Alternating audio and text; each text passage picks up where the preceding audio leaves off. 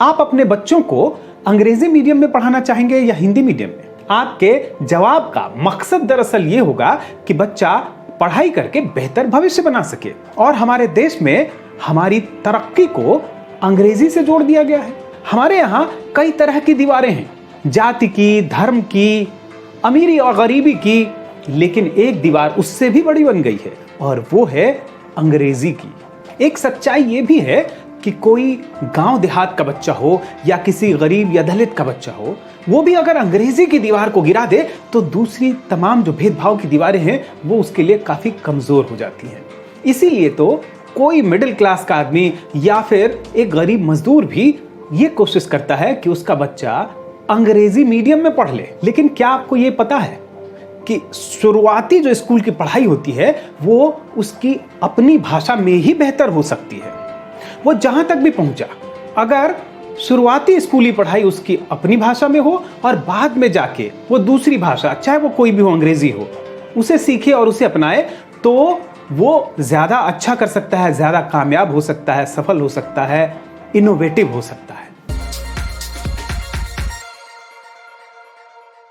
सबसे पहले बताते हैं कि अभी क्या हुआ है। भारत सरकार की ताजा रिपोर्ट आई है स्कूली शिक्षा को लेकर। इसमें बताया गया है कि देश भर में जितने स्कूली बच्चों की पढ़ाई हो रही है उनमें से 26% इंग्लिश मीडियम में पढ़ रहे हैं। और सिर्फ दक्षिण भारत के राज्य ही नहीं, बल्कि दिल्ली और पंजाब, बल्कि यहां तक कि हरियाणा में भी आधे से ज्यादा बच्चे अंग्रेजी मीडियम में पढ़ रहे हैं। हालांकि हिंदी मीडियम में पढ़ने वालों की संख्या अब भी 42% है, लेकिन ये उनकी चॉइस नहीं है, बल्कि इसकी असली वजह उनकी गरीबी है और सरकारी स्कूलों की तरफ से माध्यम की अनिवार्यता है। ये जो पूरे आंकड़े आए हैं ये देश की 15 लाख स्कूलों के 26.5 करोड़ बच्चों के हैं। इनमें जम्मू कश्मीर में 100%, तेलंगाना में 74%, केरल में 65% बच्चे ऐसे हैं जो अंग्रेजी मीडियम स्कूल में पढ़ रहे हैं। इसी तरह मध्य प्रदेश में देखें तो 19%, राजस्थान में 16%, यूपी में 12% और बिहार में 10% बच्चे अंग्रेजी स्कूलों में पढ़ रहे हैं। लोग इंग्लिश मीडियम को किस तरह अपना रहे हैं इसका उदाहरण आप हरियाणा में देख सकते हैं। यहां सिर्फ 5 साल में ही इंग्लिश मीडियम में पढ़ने वाले स्कूली बच्चों की संख्या 28% से सीधे बढ़कर 51% हो गई, यानी लगभग 5 साल में ही लगभग दुगनी। ये तो बात हुई कि कैसे मौका मिलते ही लोग अंग्रेजी मीडियम की तरफ लपक रहे हैं। अब चलिए जरा पिछले साल की जुलाई में देश की नई शिक्षा नीति की घोषणा हुई। इसमें साफ कहा गया है कि हमें शुरुआती स्कूली शिक्षा सिर्फ अपनी भाषा में ही देनी है।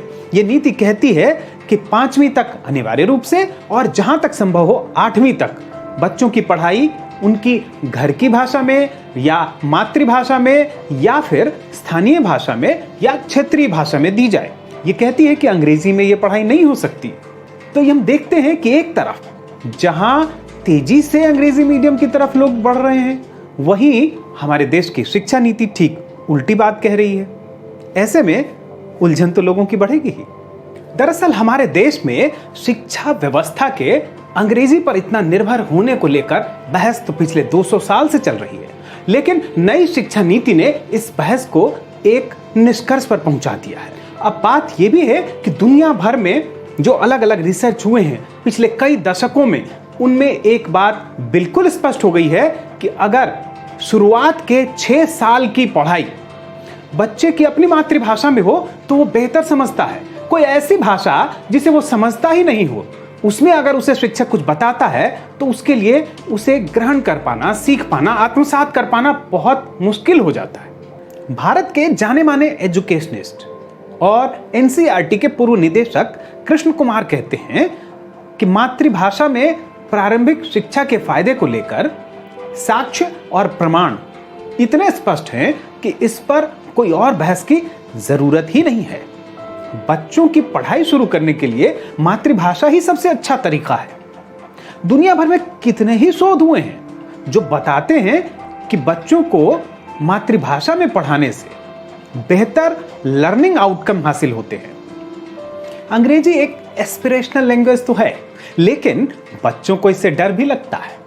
दूसरी तरफ अगर मातृभाषा में पढ़ाई की जाए तो इससे बच्चों में अपना व्यक्तित्व निखरता है, उनमें आत्मविश्वास आता है, उनके अंदर इनोवेशन की प्रवृत्ति बढ़ती है, साथ ही वो क्रिएटिविटी भी ज्यादा ला पाते हैं। आज देखिए कि जितने अच्छे या महंगे स्कूल हैं उनमें शिक्षकों को इस तरह ट्रेन किया गया है कि वो इंग्लिश मीडियम में पढ़ा सकें, लेकिन उन्हीं शिक्षकों को अगर मातृभाषा में पढ़ाने के लिए ट्रेन किया जाए तब सोचिए कितना अच्छा रिजल्ट मिल सकता है।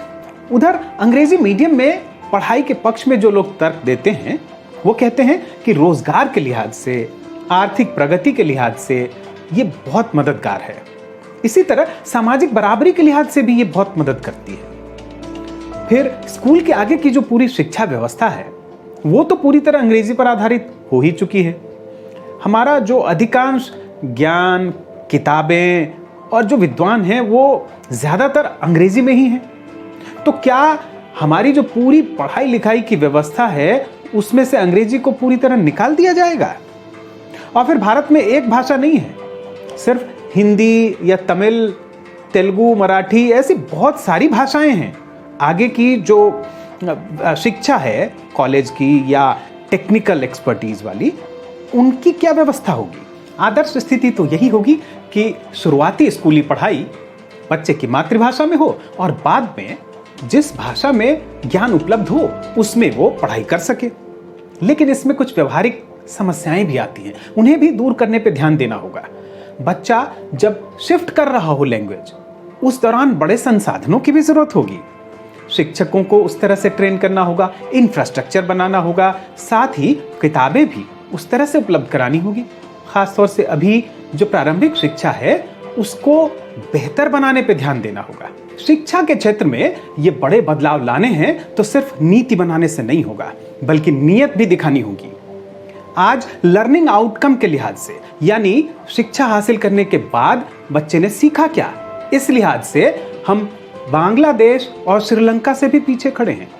हमारी स्थिति अफगानिस्तान जैसे देशों के बराबर है। तो सरकारों को इस लिहाज से तेजी से बदलाव लाने होंगे, अपनी नीयत भी दिखानी होगी।